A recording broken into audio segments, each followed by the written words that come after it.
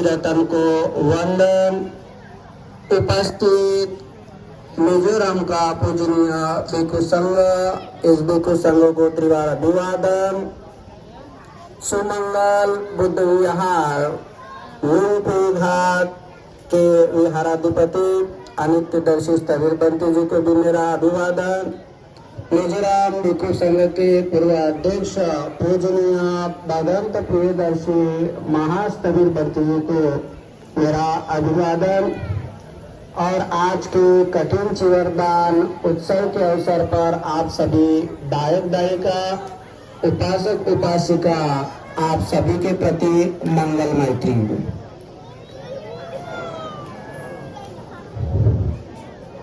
तो आज आप सभी अपने अपने कुशल कर्म करने के लिए, पुण्य कर्म करने के लिए यहाँ पर उपस्थित हुए हैं। एक बार सम्राट अशोक, देवानाम प्रियदर्शी सम्राट अशोक जब अपने गुरु के पास जाते हैं, मोगली पुत्र तीर्थ के पास, तो बड़े खुश होते हैं। तो खुश इसलिए होते हैं कि वे कहते हैं कि भगवान ने जितने भी धर्मस्कंद बताए हैं, उन 84,000 धर्मस्कंद के ऊपर मैंने व्यवहार और चैत्य बना लिया। धर्म के लिए मैंने बहुत बड़ा काम किया है। तो मेरे गुरु जो है मोगली पुत्र सब बहुत खुश होंगे, इसलिए वे गुरु के पास जाते हैं, अभिवादन करते हैं। उनका कुशल मंगल पूछने के बाद वो खुद बताते हैं कि बनते मैंने धर्म के लिए बहुत बड़ा योगदान दिया है, बहुत बड़ा काम किया है, क्या आपको इसमें कोई संदेह है? तो मोगली पुत्र कहते हैं कि हाँ राजन, आपने बहुत बड़ा काम किया है। तो सम्राट अशोक कहते हैं कि मैं अभी धर्म का दायाद बनने लायक बन चुका हूँ। तो मोगली पुत्र कहते हैं उनके गुरु कि नहीं राजन, ऐसा नहीं है, आपने बहुत दान किया है, इसमें कोई संदेह नहीं, लेकिन आप सिर्फ दायक है, दायाद अभी तक के बने नहीं। तो अशोक कहते हैं, राजा कहता है कि बनते इसके लिए मुझे क्या करना होगा? तो उनके गुरु मोगली पुत्र कहते हैं कि राजन, अपने खून को भी दान करना होगा। तो क्या दान करना होगा? तो आपके बच्चों को भी इस बुद्ध शासन की रक्षा के लिए भिक्षु भिक्षुणी बनाना पड़ेगा, तब जाके आप धर्म के दायाद होंगे। तो अशोक राजा जो है कहते हैं कि ठीक है बनते हैं, मैं अभी से ही आपको वचन देता हूँ कि मैं अपने बच्चों को धर्म की रक्षा के लिए भिक्षु भिक्षुणी बनाऊंगा। तो सम्राट अशोक अपने पुत्र से पूछते हैं कि क्या आप बंटी जी बनोगे? अपने पुत्र से पूछते हैं कि क्या आप भिक्षुणी बनोगे? तो दोनों भाई बहन जो है खुशी के साथ जो है राजन के शब्दों का मान रखते हुए महेंद्र जो है भिक्षु बन जाता है, और जो संघमित्रा उनकी पुत्री है वो भिक्षुणी बन जाती है। जब ये भिक्षु बन जाते हैं महेंद्र स्थविर, और जब श्रीलंका जाते हैं तो वहां पे देखो अपने साथ अट्टकथाएं भारत की परंपरा लेके जाते हैं, जो आज श्रीलंका में सुरक्षित रखी गई थी।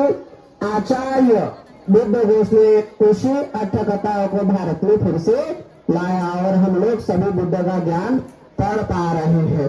तो इस तरह से जो बुद्ध शासन में अपने पुत्र को या पुत्री को दान करते हैं बुद्ध धर्म की सेवा के लिए, रक्षा के लिए, वही इस धर्म के दायाद बन पाते हैं, बाकी सब दायक होते हैं। तो इसीलिए आज लुम्पी घाट के हमारे मित्र साथी जिनके साथ मैं यहाँ पर आया हूँ, यहाँ कल्चर देखने की मेरी बहुत इच्छा थी कि मिजोरम में भिक्षु संघ किस तरह से है, लोग किस तरह से धर्म यापन करता है, जीवन किस तरह से यापन किया जाता है, अपनी कल्चर कैसी है। तो हमारे बड़े पंडित जी पूजनीय भगवान का और हमारे पूजनीय बड़े का ज्ञान गुरु जी, इनके साथ मुझे आने का मौका मिला, तो मैं इस अवसर पर उनको साधुवाद देता हूँ और धन्यवाद करता हूँ कि जिनकी वजह से मुझे आज मिजोरम जो है इस तरह का पुलिस सेंटर देखने को मिल रहा है। उनके माता पिता को भी बहुत बहुत धन्यवाद, जिन्होंने बुद्ध शासन की रक्षा के लिए इस तरह से बहुत बड़ा कदम उठाया, जिनके माध्यम से बुद्ध धर्म का निसंदेह प्रचार प्रसार हो रहा है। उनके माता पिता भी बहुत बहुत धन्यवाद के पात्र है, साधुवाद के पात्र है, जिन्होंने अपने बच्चों को बिल्कुल बनाया है। आप लोग भी इस तरह का कदम उठाना चाहिए, बिल्कुल समय की मृत्यु होते ही बुद्ध शासन का प्रचार प्रसार होता है। बुद्ध शासन की रक्षा के लिए इस तरह से बिल्कुल होना बहुत जरूरी है। इसलिए आज मुंबई लौट के इस सुमंगल बुद्ध विहार में जो कठिन शिवराम का उत्सव आप लोग सेलिब्रेट कर रहे हैं, यह बहुत बड़ा पुण्य का कार्य है। भगवान बुद्ध ने महामंगल सूत्र में कहा है, जो मैंने शुरुआती तौर पर गाथा कही है कि अपूर्ण ब्रह्मचर्य अन्य सच्चार दर्शना निर्माण सच्ची क्रिया चाहिए तन मंगल मुस्तम कि तप करना चाहिए, ब्रह्मचर्य का पालन करना चाहिए, आर्य सत्य का दर्शन करना चाहिए, निर्वाण का साक्षात्कार करना, ये मंगल है, यह सुखदायक है। तो भगवान बुद्ध 4 असंख्य कल्प पूर्व, इतने वर्षों के पूर्व से उन्होंने निर्वाण की खोज के लिए महासंकल्प लिया था। जब अमरावती नगर जम्मूद्वीप में अमरावती नगर था, तब एक ब्राह्मण परिवार में सुमेध नाम का बालक जब जन्म लेता है, जब वो बड़ा हो जाता है तो उसके माता पिता की संपत्ति बहुत रहती है, बहुत संपत्ति रहती है, उसके दादा परदादा की भी संपत्ति रहती है। वो सभी के सभी मर जाते हैं, तो इस सुमेध की जिम्मेदारी होती है कि उस पूरी परंपरा को चला पाए। उसका जो राजस्व अधिकारी होता है, जो रजिस्ट्रार होता है, उसके पास आता है, कहता है कि आपकी माता की संपत्ति है, पिता की संपत्ति है, दादा परदादा की संपत्ति है, आप उसे संभालिए, दान पुण्य के साथ जो है अपना जीवन यापन कीजिए, सुशांति से जीवन यापन कीजिए। लेकिन वो सुमेध सोचता है कि मेरे माता पिता मर गए, मेरे दादा परदादा को मर गए, लेकिन इतनी बड़ी संपत्ति जो उन्होंने इकट्ठा की, उसमें से एक भी साथ लेके नहीं है। तो मर गए, लेकिन संपत्ति को साथ में लेके नहीं है। मैं इस संपत्ति को साथ में भी नहीं लेके जाऊंगा, लेकिन निसंदेह पुण्य जरूर लेके जाऊंगा। तो सोचता है कि संसार में दुख है तो सुख भी होगा, जिस तरह से अग्नि है तो शीतल जल भी है, ठीक उसी तरह से इस संसार में भव सागर है, भव संसार है, तो उसको पार करने वाला निर्वाण भी होगा। इसलिए वो निर्वाण की खोज में चल जाता है, जंगल में चला जाता है। तब तपस्वी सुमेध के नाम से जाना जाता है। वो ध्यान करने लगता है, प्रथम दान, द्वितीय दान, तृतीय दान, चतुर्थ दान करके पूछ के जल्दी ही वो अर्थ समापत्ति, 8 प्रकार की समापत्ति जो है लाभ कर लेता है। तो 8 समापत्ति लाभ करने की वजह से तो ध्यान में लीन रहता है, तब बुद्ध प्रहार होता है।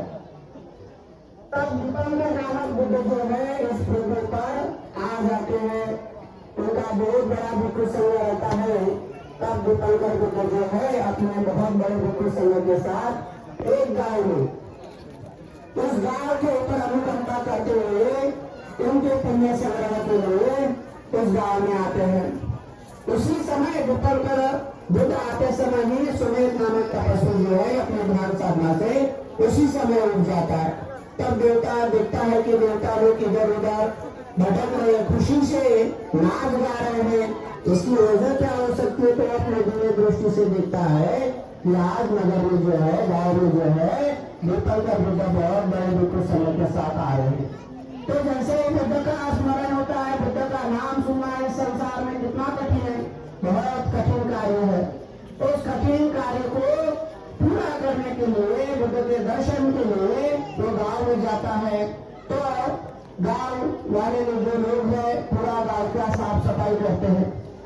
थोड़ा सा काम बचा हुआ रहता है तो तपस्वी सुमेध करते हैं कि मुझे भी थोड़ा बहुत काम करने दीजिए, मैं अपने रुद्र बल से बहुत सारा काम कर सकता हूँ, लेकिन ये बुद्ध के लिए पुण्य का काम नहीं होगा, मेरे लिए पुण्य का काम नहीं होगा। मैं खुद के शरीर से मेहनत करके पुण्य संचित करूंगा। तब वो वहाँ पे एक नाली से पानी ले रहा होता है, तब वो नाली का काम उसे दिया जाता है। उसी समय दीपंकर बुद्ध अपने भिक्षु संघ के साथ आते हैं। तो अब क्या करें ये सोचते हुए वो तपस्वी सुमेध उस नाली में लेट जाता है। और लेटने की वजह से वो सोचता है कि भगवान बुद्ध के पैर को कीचड़ नहीं लगे, मेरे पीठ के ऊपर से दीपंकर बुद्ध जो है चले जाए। तो जब दीपंकर बुद्ध वो तपस्वी सुमेध के पास आते हैं तो अपने भिक्षु संघ को कहते हैं कि भिक्षु, आज से 4 असंख्य लाख कल्प वर्ष बीत जाने के बाद यह महाभद्र कल्प में जो है सिद्धार्थ समय समुद्र के नाम से जाना जाएगा। इसकी माता महामाया और पिता सुगोधन होगा। तो इस तरह से घोषणा करने के बाद दीपंकर बुद्ध भिक्षु संघ की प्रदक्षिणा करते हैं और गांव में चले जाते हैं। गांव के लोगों को धर्म देशना देके उनका दान का दाना अनुमोदन करके आशीर्वाद देके अपने स्थान में निकल जाते। इधर दीपंकर बुद्ध के जाने के बाद तपस्वी सुमेध भी सोचने लगता है कि बुद्ध ने कहा है कि इतने 4 असंख्य लाख कल्प वर्ष बीत जाने के बाद यह तपस्वी सुमेध बुद्ध बनेगा, निसंदेह मैं बुद्ध बनूंगा, क्योंकि